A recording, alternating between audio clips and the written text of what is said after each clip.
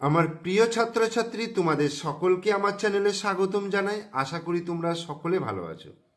আজকে আমরা এই ভিডিওর মাধ্যমে পড়ব ক্লাস 4-এর আমাদের পরিবেশ বইয়ের পেজ নম্বর হচ্ছে দেখো 7 থেকে 7, 8, 9 এবং 10, অর্থাৎ 7 থেকে 10 পাতা পর্যন্ত যে পড়াগুলো রয়েছে তার প্রত্যেকটা লাইন তোমাদেরকে আমি পড়ে পড়ে বোঝাবো, এবং যে অ্যাক্টিভিটিগুলো রয়েছে অর্থাৎ যে কাজগুলো অর্থাৎ যে ছকগুলো আমাকে পূরণ করতে হবে সেগুলোও তোমাদেরকে ভালো করে বুঝিয়ে করিয়ে দেব। তোমরা প্রথম থেকে শেষ পর্যন্ত অবশ্যই ভিডিওটা মনোযোগ সহকারে দেখো। ভিডিওটা ভালো লাগলে অবশ্যই শেষে একটা লাইক দিয়ে দিও। দেখো 7 পাতায় কি বলছে, এখানে দেখো নানা ধরনের প্রাণীর ছবি রয়েছে। নিচে দেখো নানা ধরনের প্রাণীর ছবি রয়েছে। তো আমাকে কি করতে হবে এখানে, যে নিচের প্রাণীগুলোকে দেখো, তারপর খাতায় তাদের নাম লেখো। ঠিক আছে? তো এইখানে কি রয়েছে দেখো, এটা এটা কিসের ছবি বলো তো? এটা হচ্ছে কচ্ছপের ছবি। আমরা এটা দেখেছি, কচ্ছপ, ক চয়ে ছয়ে প, কচ্ছপ। কচ্ছপের দেখবে ওপরটা কি বলতো, একটা শক্ত শক্ত খোলক থাকে, যেটা ওকে আত্মরক্ষা করতে সাহায্য করে, অর্থাৎ একটা আবরণ থাকে, যে আবরণের ভেতরে দেখবে মাথাটা কিন্তু ঢুকিয়ে নেয়, তাই না? মাথা এবং পাগুলো কিন্তু ওই আবরণের মধ্যে ওরা লুকিয়ে নেয়। তার ফলে কি বলতো, বাইরের আঘাত থেকে ওরা রক্ষা পায়। এরা জলেও থাকে আবার ডাঙাতেও থাকে। এটা কি বলতো, এটা হচ্ছে প্রজাপতি।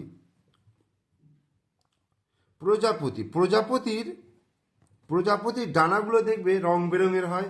প্রজাপতিকে আমরা কোথায় দেখেছি? ফুলের মধ্যে মধু সংগ্রহ করতে দেখেছি, মধু খেতে দেখেছি, ফুলে বসতে দেখেছি।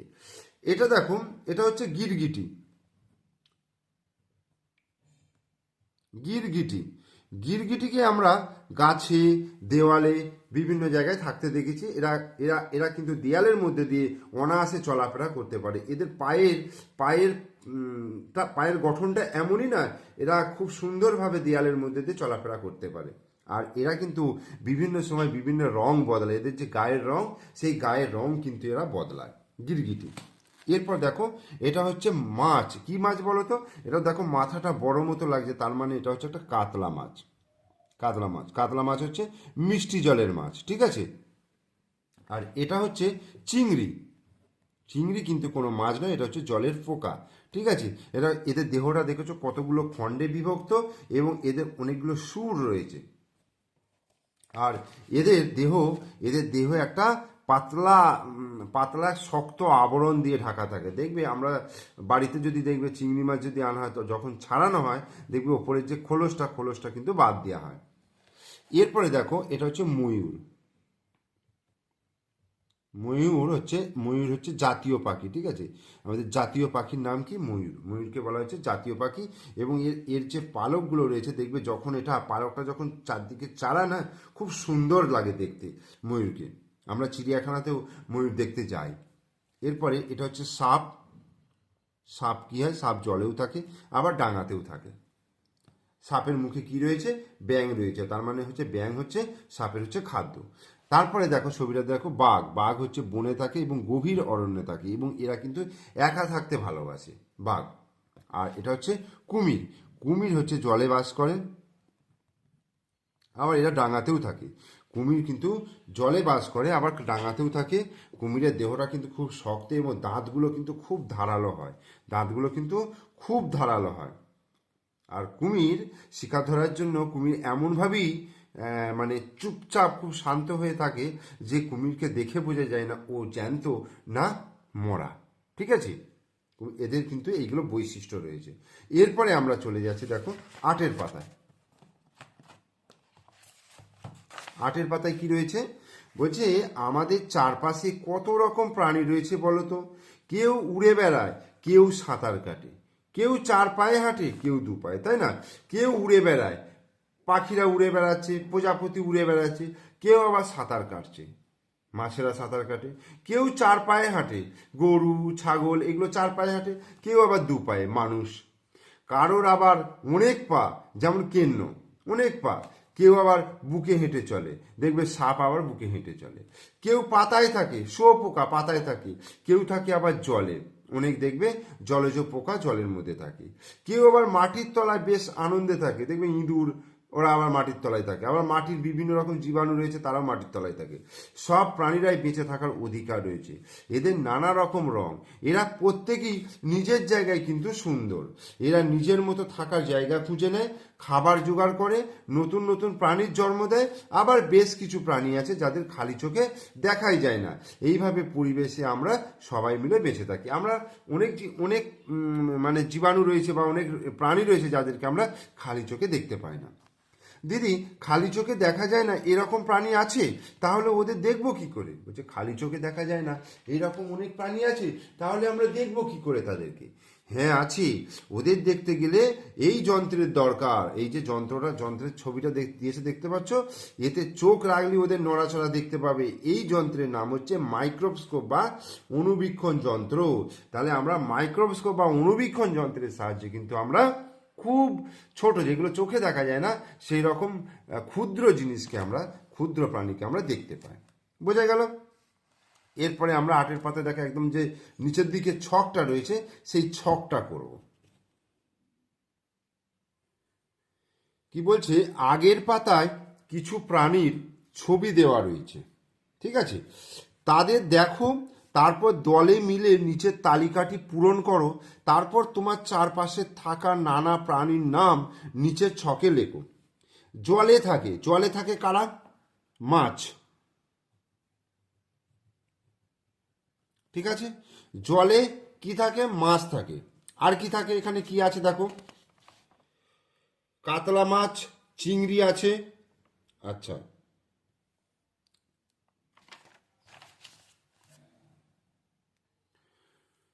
তারপরে দেখো দেয়ালে থাকে কি? টিকটিকি, গিরগিটি।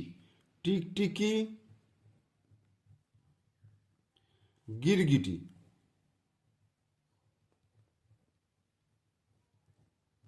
টিকটিকি, গিরগিটি। জলেও ডাঙায় দুই জায়গাতেই থাকে, ব্যাঙ থাকে। আচ্ছা, কচ্ছপ থাকে। তারপরে কি? জলেও ডাঙায় সাপ থাকে। বোঝা গেল? আচ্ছা, গাছে কে থাকে? গাছে দেখো এখানে কি রয়েছে, গাছে কাঠবিড়ালি থাকে।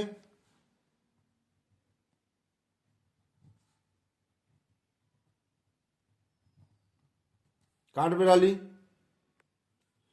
তারপরে বনে থাকে বাঘ, সিংহ,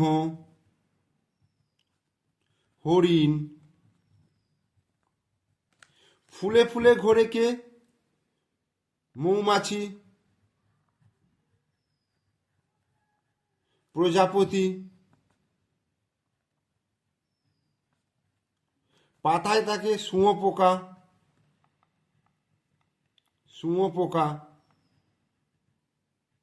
আর জলে থাকে কিন্তু খালি চোখে দেখা যায় না, এরকম আমি লিখতে পারি অ্যামিবা।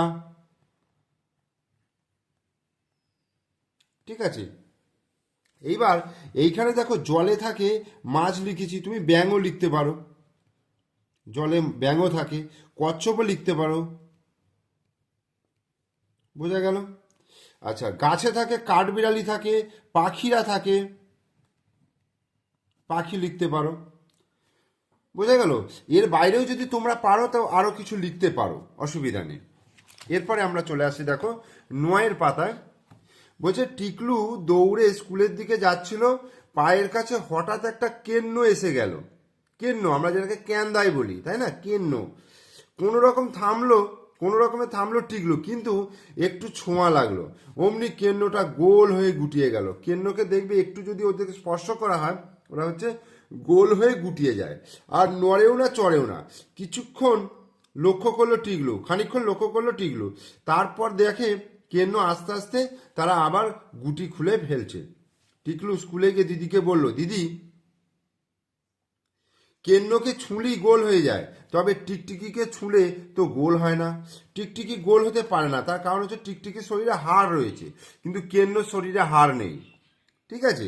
দিদি বললেন, আমরাও অমন গোল হতে পারবো না।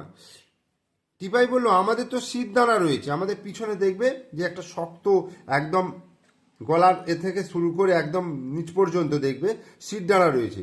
আমরা পারবো কি করে? বাবলু বলল, আরশোলা, পোকামাকড়, কেঁচো, কৃমি সবই কেন্নরমতি প্রাণী, এদের কিন্তু শিরদাঁড়া নেই। বোঝা গেল? দিদি বললেন, ঠিক বলেছো, তবে শিরদাঁড়া থাকলেও অনেক প্রাণী গুটিয়ে থাকতে পারে। শিরদাঁড়া থাকলেও কিন্তু অনেক প্রাণী গুটিয়ে থাকতে পারে। টিকটিকির মতো কারা? মাছ, ব্যাঙ, সাপ, পাখি আর আমরা। এবার তোমাদের এলাকায় বিভিন্ন প্রাণী দেখো, তারপর নিচের ক্ষোভগুলি পড়ে ফেলো। প্রাণীর নাম আমি যদি কুকুর লিখি, ঠিক আছে, প্রাণীর নাম আমি লিখলাম কুকুর। কুকুর কোথায় থাকে? রাস্তায় থাকে, আবার বাড়িতেও থাকে। রাস্তায়, আবার বাড়িতে। গায়ের রং কেমন হয়? সাদা হয়, ঠিক আছে। তারপরে হচ্ছে তোমার সাদা কালো হয়, একটু বাদামি রঙের হয়, বিভিন্ন রঙের আছে। আঁশ আছে কিনা? না, এদের আঁশ নেই, কিন্তু লোম আছে। আঁশ নেই, লোমে ঢাকা। লোমে ঢাকা, ঠিক আছে। এবার পায়ের সংখ্যা কটা? 4টি। কুকুরের পায়ের সংখ্যা 4টি। ডানার সংখ্যা? ডানা নেই। লেজ আছে 1টি। কুকুরের লেজ আছে 1টি। কি খায়? ভাত, বিস্কুট, মাছ, মাংস, এগুলো সবই কিন্তু কুকুর খায়। এরপরে আমি আর একটা অন্য জিনিস লিখছি। ধরো মাছের কথাই লিখছি। মাছ, পানির নামে মাছ লিখলাম। মাছ কোথায় থাকে? জলে থাকে। গায়ের রং কেমন? রূপলি, রূপলি কালার, মানে রূপোর মতো দেখতে। আঁশ আছে কিনা? অবশ্যই আছে, আঁশ আছে, আঁশ আছে। পায়ের সংখ্যা? এদের পা নেই, ডানা আছে। ডানার সংখ্যা? ডানা বলতে এখানে কি বলবো, পাখনা। পাখনার সংখ্যা। ডানা বলতে এখানে পাখনা বোঝাচ্ছে, 7টি পাখনা। 7টি পাখনা। লেজ আছে, 1টি লেজ আছে। কি খায়? জলজ প্রাণী। জলজ, শ্যাওলা, পোকামাকড় ইত্যাদি খায়, ঠিক আছে। এই গেল, কুকুর গেল, মাছ গেল। এইবার আমি যদি অন্য একটা প্রাণী লিখি, ধরো আমি যদি টিকটিকি লিখি, দেখো টিকটিকি। টিকটিকি, টিকটিকি কোথায় থাকে? দেওয়ালে, ঘরের দেওয়ালে। গায়ের রং কেমন? গায়ের রং দেখবে একটু ঘিয়া ঘিয়া কালার, ঘিয়া কালার, ঘিয়া, সাদা ঘিয়া এরকম। আঁশ আছে? টিকটিকির আঁশ না। পায়ের সংখ্যা কটা? তাহলে 4টি পা আছে। তোমরা দেখবে তোমাদের ঘরের দেয়ালই তোমরা টিকটিকি দেখতে পাবে। ডানার সংখ্যা? ডানা কিন্তু নেই। লেজ? লেজ, 1টি লেজ আছে। আর এরা কি খায়? এরা পোকামাকড় খায়। বোঝা গেল? টিকটিকি গেল। এবার আমি যদি সাপ বলি, সাপ। সাপ কোথায় থাকে? জলেও থাকে, আবার ডাঙাতেও থাকে। জলে, ডাঙায়। গায়ের রং কেমন হয়? তাহলে কালার হচ্ছে তোমার খয়েরি কালার হয়, হ্যাঁ। তারপরে সাদা কালার দেখবে, সাদা। আবার সবুজ কালারেরও দেখা যায়। লাউ ডগা সাপ দেখবে সবুজ কালারের হয়, ঠিক আছে। ধূসর কালারের হয়, বিভিন্ন রকমের কালার হয়। আঁশ আছে? হ্যাঁ আছে। আর পায়ের সংখ্যা কটা? এদের পা নেই। ডানার সংখ্যা কটা? ডানা নেই। আর লেজ আছে? 1টা লেজ আছে। আর কি খায়? সাপ কি খায়? সাপ ব্যাঙ খায়, পাখির ডিম খায়, বিভিন্ন পোকামাকড় খায়, ঠিক আছে। তো আমি এখানে যতটুকু জায়গা ধরেছি আমি তোমাদেরকে করিয়ে দিলাম। তোমরা আরও যদি অন্যান্য প্রাণীর নাম লেখো সেখান থেকে তোমরা এই জিনিসগুলো পূরণ করবে। এরপরে দেখো, পাশাপাশি দুটি প্রাণীর ছবি দেওয়া আছে, এদের একটা মিল ও একটা অমিল খুঁজতে বলেছে। একটা মিল একটা অমিল। এখানে কিসের ছবি দিয়েছে দেখো, প্রজাপতি। প্রজাপতি আর এদের কি রয়েছে, এটা হচ্ছে পাখি। তাহলে প্রজাপতি আর পাখির কি মিল আছে দেখো, প্রজাপতিরও ডানা রয়েছে, পাখিরও ডানা রয়েছে। তাহলে উভয়েরই ডানা রয়েছে, প্রজাপতি এবং পাখি দুজনেরই ডানা রয়েছে। প্রজাপতি, এটা হচ্ছে মিল। প্রজাপতি যার জন্য এরা উড়তে পারে, প্রজাপতি ও পাখি দুজনেরই দুজনেরই ডানা রয়েছে, ডানা রয়েছে। ঠিক আছে। প্রজাপতি ও পাখি দুজনেরই ডানা রয়েছে, এটা হচ্ছে মিল। আর অমিল কি বলতো, প্রজাপতি মানে বেশি উঁচুতে উঠতে পারে না, কিন্তু পাখিরা অনেক উঁচুতে উঠতে পারে। ঠিক আছে। কারণ প্রজাপতির ডানায় কিন্তু হাড় নেই, আর পাখির ডানায় কিন্তু হাড় আছে এবং পাখির ডানা কিন্তু শক্তিশালী। তাহলে প্রজাপতিরা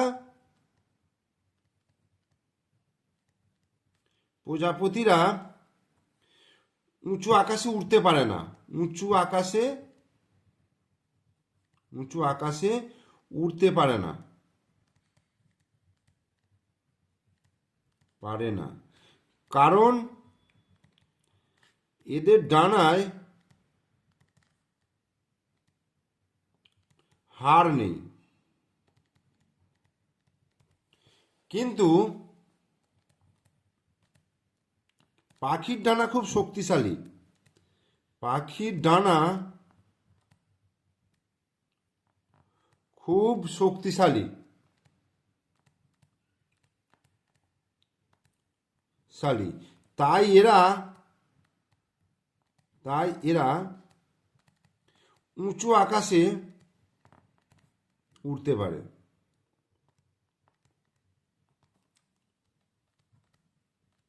উঁচু আকাশে উড়তে পারে, বোঝা গেল। তারপরে প্রজাপতিরা ফুলের মধু খায়, আর পাখিরা কিন্তু ফুলের মধু খায় না। পাখিরা খায় পোকামাকড়, বিভিন্ন শস্য দানা, এই সব জিনিসগুলো খায়। তাহলে এটাও একটা অমিল লিখতে পারো। এরপরে আমরা 10-এর পাতায় চলে আসছি। দেখো, ব্যাঙ, এদিকে হচ্ছে ব্যাঙ, আর এইটা হচ্ছে কচ্ছপ। ব্যাঙ এবং কচ্ছপের মধ্যে একটা মিল হচ্ছে, ব্যাঙ আর কচ্ছপ উভয়ই হচ্ছে উভচর প্রাণী, অর্থাৎ জলে এবং ডাঙায় দুজনেই থাকতে পারে। ব্যাঙ এবং কচ্ছপ দুজনই উভচর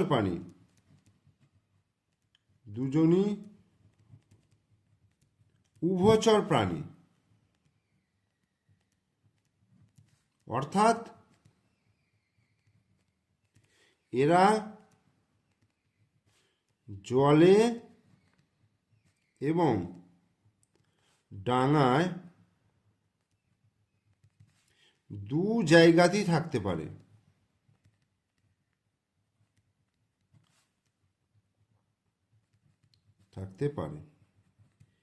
আর একটা অমিল কি, অমিল হচ্ছে দেখো, ব্যাঙের ক্ষেত্রে আর কচ্ছপের ক্ষেত্রে, কচ্ছপের দেহটা একটা শক্ত আবরণ দিয়ে ঢাকা থাকে, কিন্তু ব্যাঙের দেহ শক্ত আবরণ দিয়ে ঢাকা থাকে না, এটা একটা অমিল। তাহলে কচ্ছপের দেহ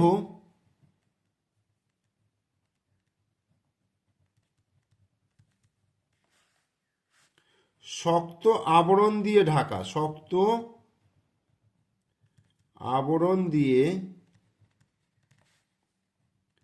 ঢাকা থাকে, কিন্তু ব্যাঙের দেহ দেহে এরকম কোনো আবরণ নেই, এরকম কোনো শক্ত আবরণ নেই।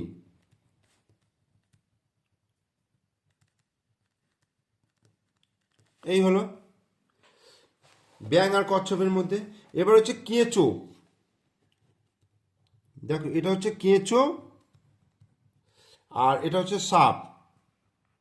এদের মধ্যে মিল কি আছে? কেঁচো এবং সাপ, কেঁচো এবং সাপ দুজনেই বুকে ভর দিয়ে চলে, তাই না? কেঁচো এবং সাপ দুজনেই বুকে ভর দিয়ে চলে, বুকে ভর দিয়ে চলে, বুকে ভর দিয়ে চলে। ঠিক আছে, কেঁচো এবং সাপ দুজনই বুকে ভর দিয়ে চলে। আর অমিলের মধ্যে কেঁচো হচ্ছে অমেরুদণ্ডী প্রাণী, অর্থাৎ এদের হাড় নেই, আর সাপ হচ্ছে মেরুদণ্ডী প্রাণী। তাহলে কেঁচো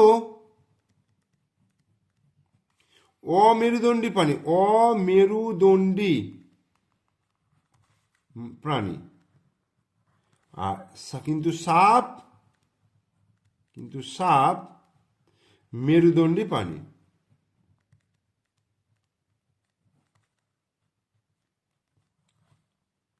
ঠিক আছে, এটা মেরুদণ্ডী প্রাণী, অর্থাৎ এদের হাড় আছে, এদের হাড় নেই। এরপরে দেখো, এদিকে হচ্ছে কাতলা মাছ আর এদিকে হচ্ছে চিংড়ি। এদিকে হচ্ছে কাতলা মাছ আর এদিকে হচ্ছে চিংড়ি।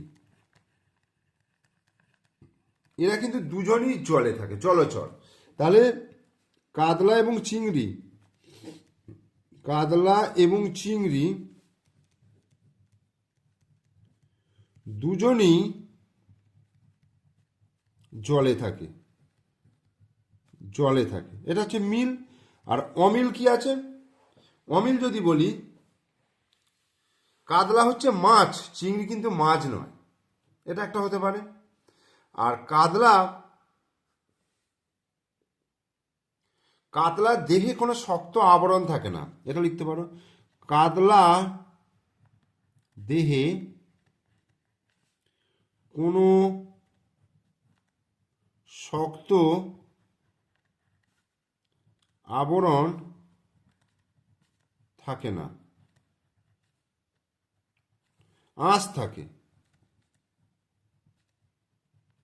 আঁশ থাকে। আর চিংড়ির দেহে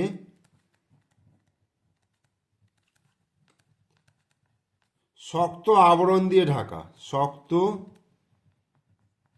আবরণ দিয়ে ঢাকা থাকে। ঠিক আছে, তাহলে কাতলা চিংড়ির মধ্যে মিল অমিল হয়ে গেল। তাহলে প্রত্যেকটা পাঠকে কিন্তু আমি ভালো করে বোঝালাম এবং লিখিয়ে দিলাম তোমাদেরকে, 10 পাতা পর্যন্ত করালাম। তোমরা অবশ্যই প্রথম থেকে শেষ পর্যন্ত ভিডিওটা মনোযোগ সহকারে দেখো। ভিডিও ভালো লাগলে অবশ্যই লাইক করবে, কমেন্টস করবে, বন্ধুদেরকে শেয়ার করবে। আর আমার চ্যানেলে নতুন দর্শক হলে অবশ্যই চ্যানেলটিকে সাবস্ক্রাইব করবে এবং পাশে থাকা বেল আইকন প্রেস করে দেবে। তাহলে ওকে, থ্যাংক ইউ।